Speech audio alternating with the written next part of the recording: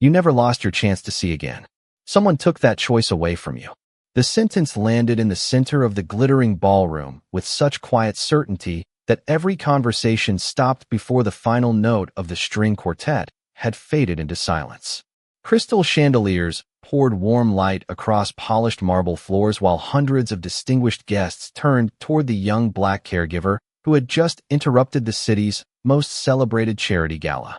Naomi Brooks stood alone, wearing the simple navy uniform she had come directly from work in, looking almost invisible among tailored tuxedos, designer gowns, and sparkling diamonds.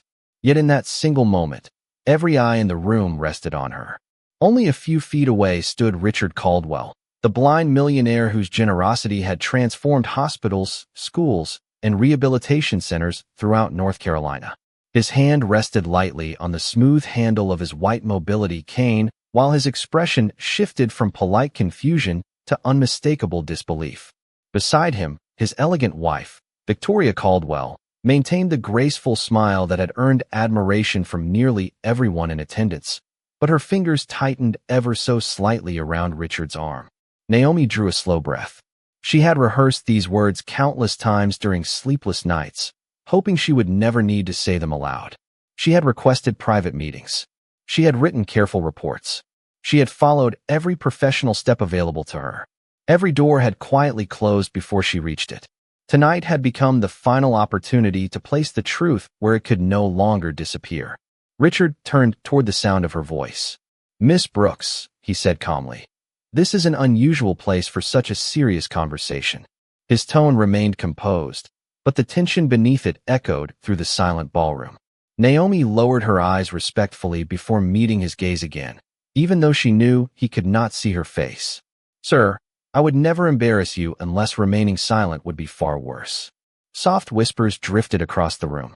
Wealthy donors exchanged uncertain glances while photographers lowered their cameras, sensing that something far more important than another charity speech was unfolding before them. Victoria stepped forward with effortless elegance. "Richard," she said gently, "our guests are here to celebrate hope. Please do not let confusion interrupt this evening." Naomi looked toward Victoria without anger. There was no bitterness in her expression, only quiet resolve. During the past 3 weeks, she had organized medications, reviewed appointment schedules, and assisted Richard through daily routines with the same patience she offered every patient in her care. At first, the inconsistencies seemed ordinary. A missing letter, a canceled consultation, a specialist who never appeared. Then the pattern grew impossible to ignore. Hospital notifications vanished before Richard ever heard about them. Follow-up evaluations disappeared from calendars overnight. Conversations with physicians somehow reached Richard only after passing through someone else's explanation. Naomi had questioned herself again and again, terrified she might be misunderstanding what she saw. But every answer led to another missing piece, and every missing piece pointed toward the same unsettling possibility. Richard had spent years believing every available treatment had already failed, yet the documents Naomi now carried suggested a very different story. She carefully lifted the slim folder resting against her side, not as a weapon, but as a burden she wished she had never been forced to carry.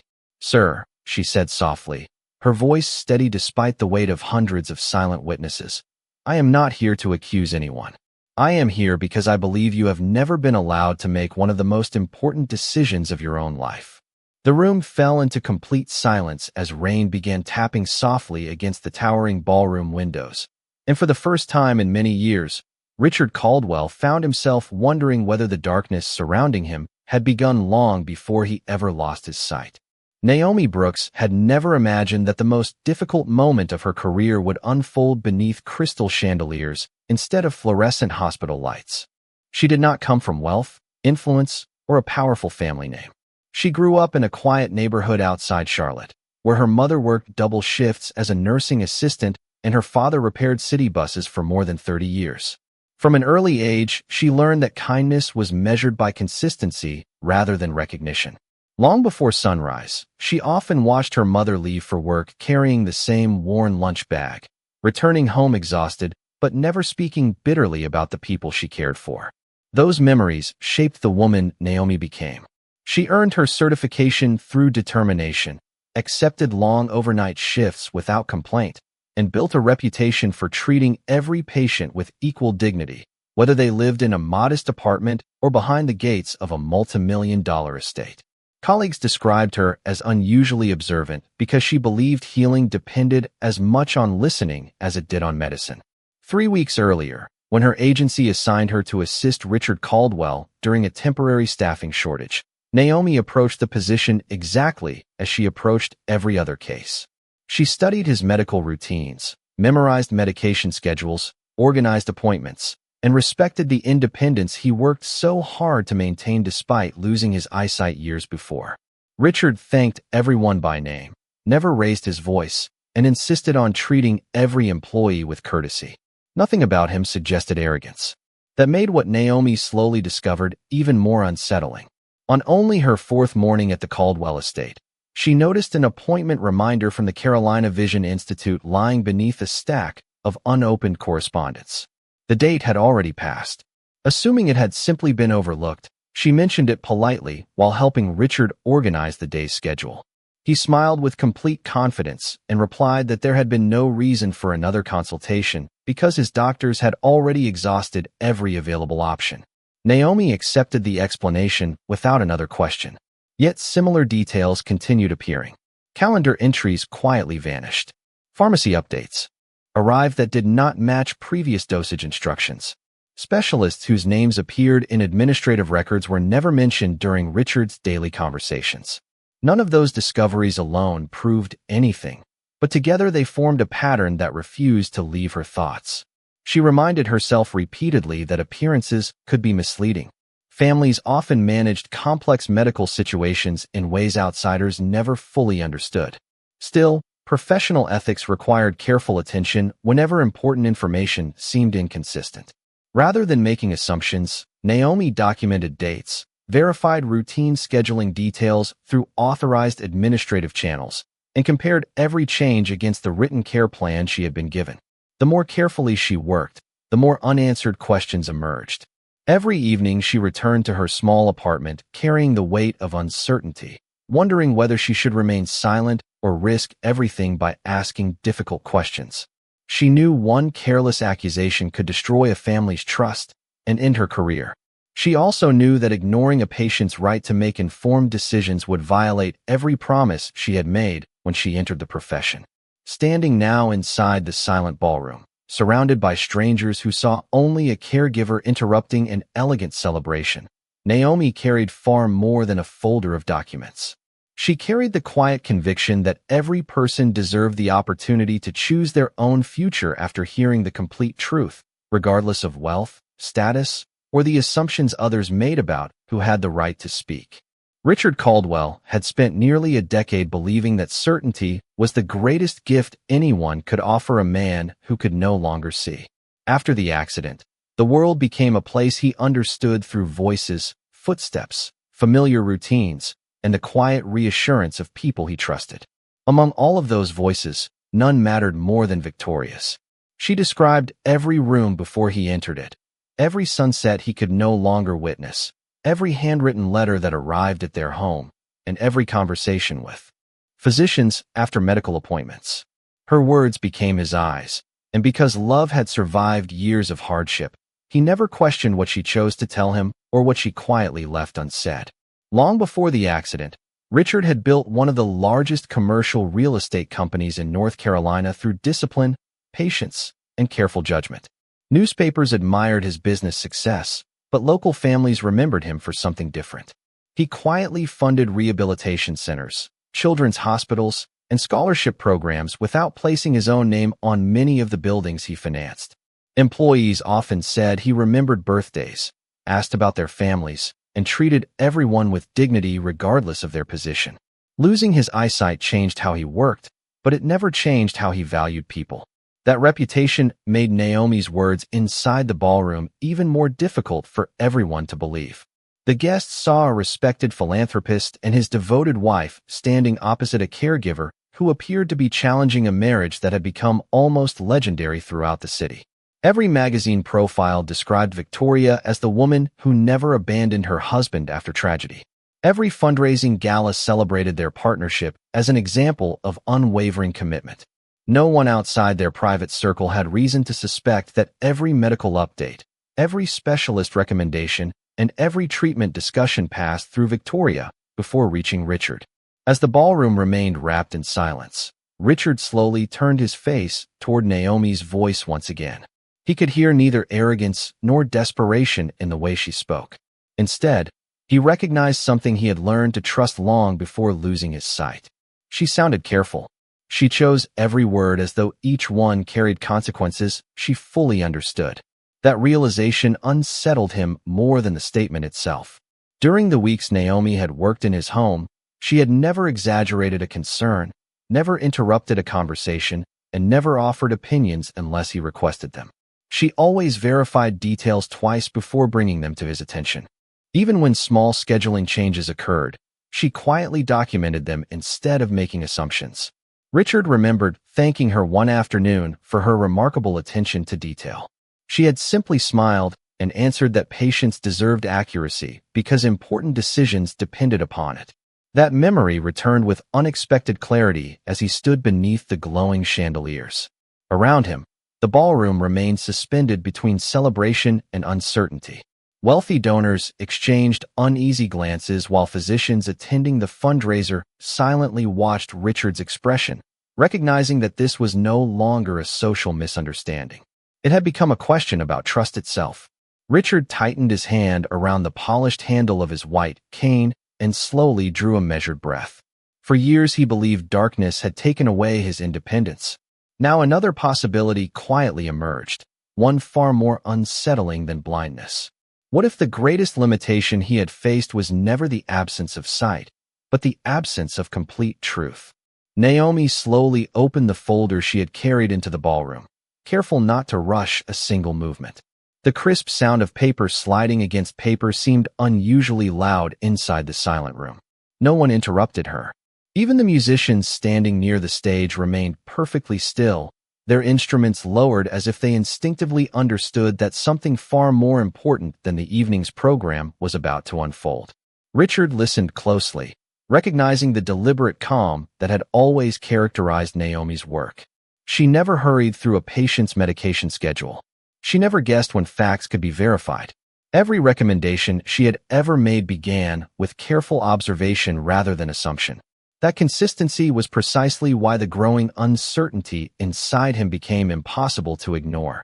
Victoria stepped forward with practiced elegance, offering the same reassuring smile that had comforted Richard for years. "I believe this misunderstanding has gone far enough," she said gently, her voice polished and composed. "Richard, we can discuss whatever concerns Miss Brooks has after our guests leave." Naomi respectfully inclined her head. "I tried to discuss them privately several times." Her voice remained steady. Every request was postponed, and every opportunity disappeared. Richard frowned slightly. "Is that true?" Before Victoria could answer, Naomi carefully removed a series of dated appointment confirmations from the folder. "These are copies of consultation notices from the Carolina Vision Institute. They were scheduled over the past 14 months. She placed them on the nearest table where several physicians attending the gala quietly leaned forward to examine the dates. Each appointment was canceled before it ever reached your calendar. Soft murmurs spread through the ballroom. Victoria answered without hesitation. Those consultations were no longer medically appropriate. The specialists agreed there was nothing further they could offer. Naomi nodded respectfully. That is exactly what I believed until I contacted the Institute's patient advocacy office to clarify an inconsistency in the scheduling records. She paused only long enough to let the words settle naturally. The representatives confirmed that the consultations were intended to evaluate Mr. Caldwell for newly available treatment options. They expected him to decide whether he wished to proceed. Richard slowly turned toward Naomi's voice. "You contacted the patient advocacy office?" "Yes, sir," she answered calmly. "Only after confirming I had authorization to discuss administrative scheduling as part of my caregiving responsibilities. I did not request confidential medical opinions. I asked one simple question. Why were appointments continuing to appear if no further care was available?" Another document emerged from the folder. This time it was a printed timeline showing scheduled consultations, cancellation dates, and follow-up notices mailed by the Institute. Every entry matched the previous one with quiet precision. Naomi looked toward Richard once more. Sir, I am not asking you to believe me tonight. I am asking you to verify these records for yourself. Richard remained silent as the weight of her words settled over the room. For years he had accepted every disappointment because he believed every possibility had already been exhausted. Now, for the first time, someone was suggesting that the decision to stop searching may never have been entirely his own. Outside, steady rain traced silver lines across the towering windows while the golden light inside the ballroom reflected across polished marble, creating the strange feeling that the evening stood suspended between two different futures, one built upon unquestioned trust and another waiting patiently for the truth to be examined. The documents remained untouched on the polished table, as though no one wanted to become the first person to acknowledge what they might reveal. Richard Caldwell stood quietly beneath the warm glow of the chandeliers, his fingers resting lightly on the handle of his white mobility cane while dozens of unanswered questions settled over the ballroom. He had spent years believing certainty brought peace, yet certainty suddenly felt far more fragile than doubt. Victoria gently stepped closer, her voice calm enough to reassure almost anyone in the room. Richard, she said softly, these papers only tell part of a story. Medical offices schedule evaluations all the time. It does not mean there was a genuine opportunity. Several guests nodded in agreement. The explanation sounded reasonable, and for a brief moment the tension seemed ready to dissolve. Naomi did not interrupt. She waited until every whisper faded before speaking again. That is true, she answered respectfully. An appointment alone does not guarantee a result, but every patient deserves the right to decide whether they want to attend that appointment.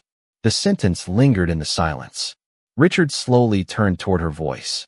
Are you saying those decisions were never presented to me? Naomi carefully removed one final item from the folder, a certified delivery receipt bearing Richard's full name and the return address of the Carolina Vision Institute. Sir, she replied, this notice confirms the Institute mailed additional information after the first consultation was canceled. According to the administrative records, someone at your residence signed for it. Victoria immediately answered. I signed for many deliveries. Richard received countless medical advertisements after his accident.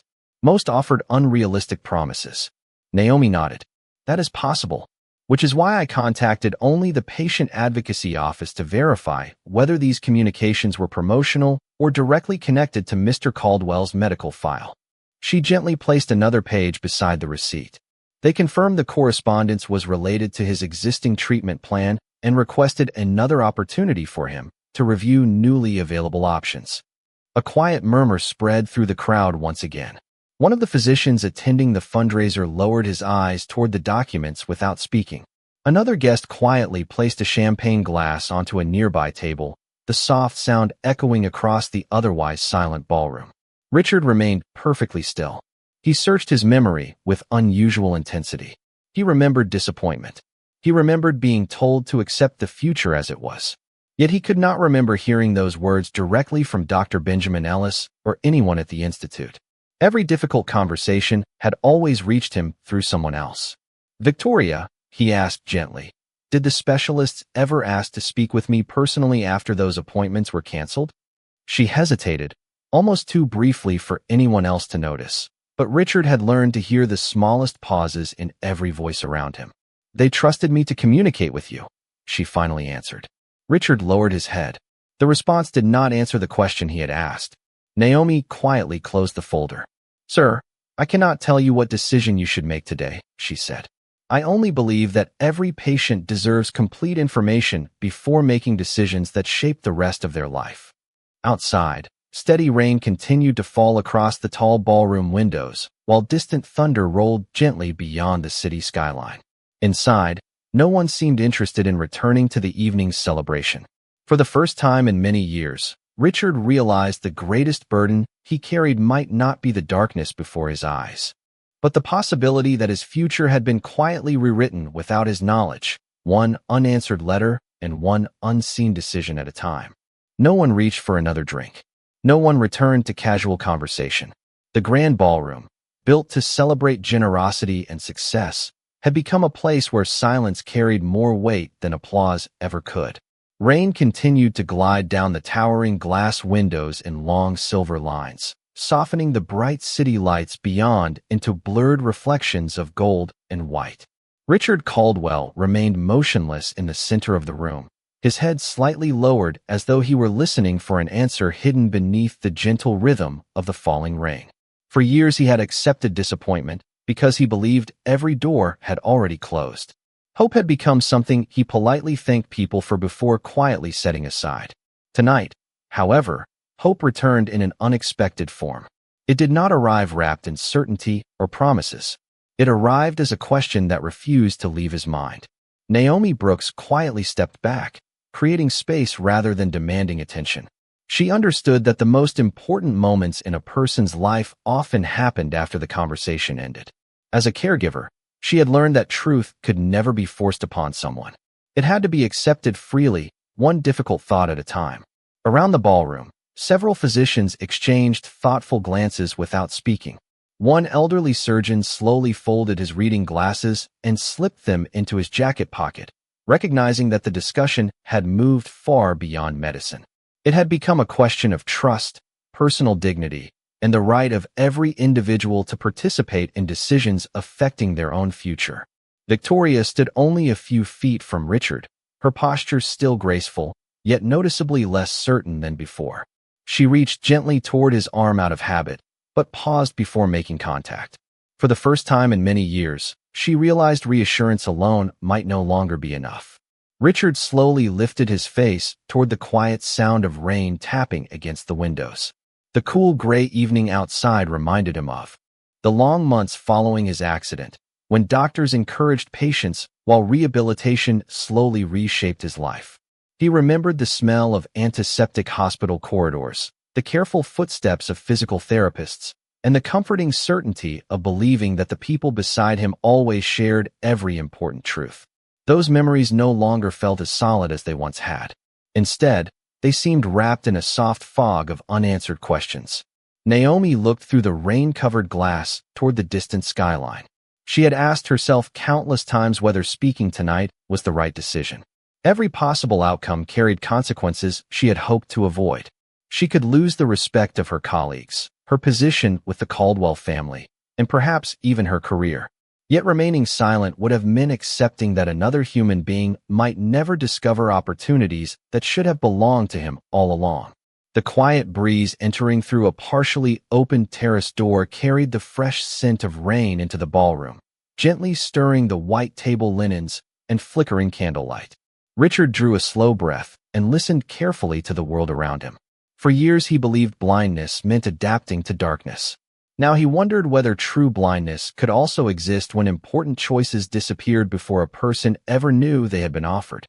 The rain offered no answer, only steady patience, as though reminding him that even after the longest storm, the first step toward light always began with the courage to ask one more question. Richard Caldwell slowly lifted his head and broke the silence with a single request. "Please call the Carolina Vision Institute." His voice was calm, but everyone in the ballroom understood that nothing about the evening would ever be the same again. The event coordinator immediately stepped forward with a mobile phone while several physicians quietly offered assistance. Richard requested that the call be placed on speaker so there could be no misunderstanding. Naomi remained near the edge of the room, saying nothing. She had already shared everything she knew. What happened next belonged entirely to Richard. The line rang twice before a professional voice answered. "Carolina Vision Institute, Patient Advocacy Office. How may I help you?" Richard introduced himself, and a brief pause followed before the representative warmly recognized his name. "Mr. Caldwell, we have hoped to hear from you for quite some time," she said. Richard closed his eyes behind his dark glasses, listening carefully. "I have one question," he replied. "During the past 2 years, did your office attempt to schedule additional evaluations for me?" The answer arrived without hesitation. "Yes, sir. Multiple evaluations. Advances in your condition made you eligible for further review. We sent certified letters, appointment confirmations, and several voicemail messages after earlier consultations were canceled. Our records indicate each communication was acknowledged by someone authorized to receive correspondence on your behalf." A heavy stillness settled over the ballroom. Richard tightened his hand around the handle of his white mobility cane, but he remained remarkably composed. Did any physician ever instruct your office to stop contacting me because there was no remaining hope? Another short pause followed as the representative reviewed the file. No, sir. According to our records, the recommendation was exactly the opposite. Your specialist requested additional evaluations because new treatment options had become available. Richard did not speak for several long seconds. The quiet breathing of the guests became the only sound inside the ballroom. For years he had accepted a future that seemed unchangeable. Now he understood that the future itself had continued moving forward while he remained standing in the same place, believing there were no more doors left to open. He slowly turned toward Victoria. His expression held neither anger nor accusation. Instead, it reflected the quiet sorrow of someone discovering that trust and truth were not always the same thing. Did you believe protecting me meant choosing for me? He asked softly. Victoria lowered her eyes. The confidence that had carried her through every previous explanation finally disappeared. I thought I was sparing you from another disappointment, she whispered. Richard nodded slowly, absorbing every word. Perhaps your intentions began with kindness, he answered gently. But hope should never be hidden from the person who must live with the outcome. No one in the ballroom spoke. Naomi looked toward the rain-covered windows, allowing Richard the dignity of reaching his own conclusion without interference. At that moment, he realized the greatest discovery of the evening was not that another treatment had existed. It was that his right to decide had quietly been replaced by someone else's judgment. He turned toward Naomi's voice once more. Miss Brooks, he said with quiet gratitude, you did not come here to tell me what choice to make. You came here to return the choice that should have remained mine from the very beginning. Outside, the rain gradually eased, and beyond the towering windows the first pale light began to break through the evening clouds, as though the horizon itself had been waiting patiently for the truth to find its way into the room. The silence that followed seemed gentler than before, no longer carrying confusion but quiet understanding. Richard Caldwell stood in the center of the ballroom, surrounded by people who had admired his success for years. Yet he had never felt more aware of his own humanity than he did in that moment. He slowly turned toward Naomi Brooks, taking one careful step in her direction. Every movement was measured, not because he doubted his path, but because he wanted his next words to be chosen with the same care Naomi had shown throughout the evening. The guests watched without speaking. Even the photographers who had documented every charitable donation and public appearance lowered their cameras, recognizing that some moments deserved respect before recognition. Richard stopped only a few feet from Naomi and lowered his head slightly. Miss Brooks, he said quietly, throughout my life I believed gratitude was something expressed after receiving a gift. Tonight you have reminded me that truth itself is the greatest gift another person can offer. Naomi looked at him with the same calm expression she had carried since entering the ballroom. Sir, she answered softly, I did not come here hoping to be right. I came here hoping you would finally have the opportunity to decide your own future. Richard nodded slowly. Then I owe you more than thanks. I owe you an apology for every moment your concerns were dismissed, because your position made your voice easier to overlook. Several guests lowered their eyes. The words reached far beyond the conversation between two people. They challenged everyone in the room to consider how often wisdom was ignored simply because it arrived from someone without wealth, status, or influence. Victoria remained nearby, her expression filled with quiet reflection rather than resistance. The certainty that had guided her actions for years had dissolved beneath the realization that even sincere intentions could become harmful when they removed another person's freedom to choose. She looked toward Naomi and spoke with genuine humility. I believe protecting Richard meant carrying every burden for him, she said. Somewhere along the way, I stopped asking what he wanted and began deciding for him. I cannot change those years, but I can acknowledge the mistake. Naomi offered a gentle nod. There was no satisfaction in proving someone wrong. She understood that accountability carried far greater value than humiliation. Every family faces difficult decisions, she replied. What matters is remembering that hope belongs to the person living the journey. Richard turned slightly toward the audience gathered around them. Beginning tomorrow, he announced, I will personally review every aspect of my medical care.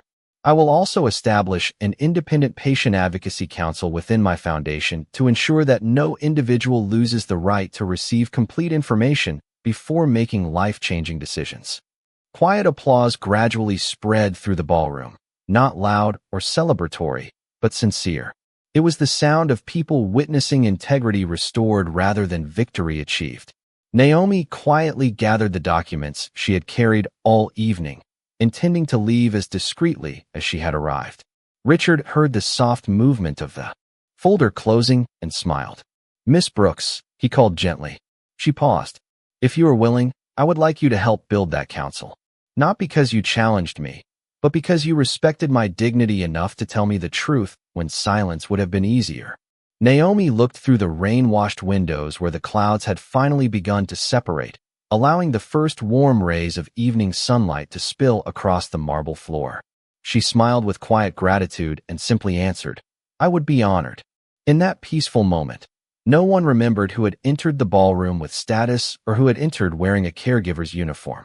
They remembered only that genuine courage had spoken with kindness, and genuine humility had chosen to listen. 6 months later, the first light of a spring morning spread gently across the gardens surrounding the Carolina Vision Institute, turning the dew resting on each flower into tiny reflections of gold. The air carried the clean scent of fresh rain from the night before, and the quiet pathways that wound through the trees felt peaceful in a way Richard Caldwell had almost forgotten the world could be. He stood beside a stone fountain, without needing anyone to guide every step. The experimental treatment had not restored every detail of his eyesight, but it had given him something he once believed impossible. He could distinguish faces, recognize colors, and watch sunlight slowly rise above the horizon. Every ordinary moment had become extraordinary because he now experienced it through choices that were finally his own. A familiar voice greeted him from the garden path. Naomi Brooks approached wearing a simple navy blazer over professional attire instead of the caregiver uniform she had worn on the night that changed both of their lives. Since accepting Richard's invitation, she had become the founding director of the Patient Advocacy Council established through the Caldwell Foundation. Under her leadership, every individual supported by the foundation received direct access to medical information, independent advocates, and clear explanations before making important healthcare decisions. Hospitals throughout the state had begun adopting similar practices after hearing Richard publicly share his experience. He never spoke about blame. He spoke about responsibility, transparency, and the importance of protecting every patient's right to make informed choices. Richard turned toward Naomi with a warm smile, recognizing her face before hearing her footsteps completely. That simple ability filled him with quiet gratitude. "Good morning," he said. "I wanted the first person I truly recognized today to be the one who helped me find my way before my vision ever began to return." Naomi smiled gently. "Your determination did the rest. I only reminded you that your voice still mattered." Richard looked across the garden where patients and their families slowly walked beneath blooming cherry blossom trees. Some held hands. Others quietly admired the peaceful landscape, while physicians spoke with them as partners instead of decision-makers. The atmosphere reflected everything he had hoped the foundation would become. Not a place where hope was promised, but a place where truth was never withheld. Victoria had also chosen a different path. She no longer managed Richard's medical affairs, yet she dedicated her time to supporting educational programs that encouraged families and caregivers to communicate openly during difficult healthcare decisions. She accepted accountability with humility, understanding that love could only remain genuine when guided by honesty rather than control. Richard rested one hand lightly on the stone railing surrounding the fountain as sunlight shimmered across the moving water. He remembered standing beneath crystal chandeliers months earlier, believing his greatest struggle was blindness. Now he understood that the deeper darkness had been living without the freedom to shape his own future. Beside him, Naomi quietly watched the morning breeze carry delicate blossoms through the air before they settled peacefully across the garden path. Neither of them felt the need to fill the silence with more words. Some truths became strongest after they had already been spoken. As the sun climbed higher above the trees, its warm light illuminated the path stretching forward before them, and Richard smiled with quiet peace, knowing that genuine vision had never begun with his eyes. It had begun the moment one compassionate voice cared enough to tell the truth, proving that kindness, guided by courage and integrity, could change a life more completely than power ever could.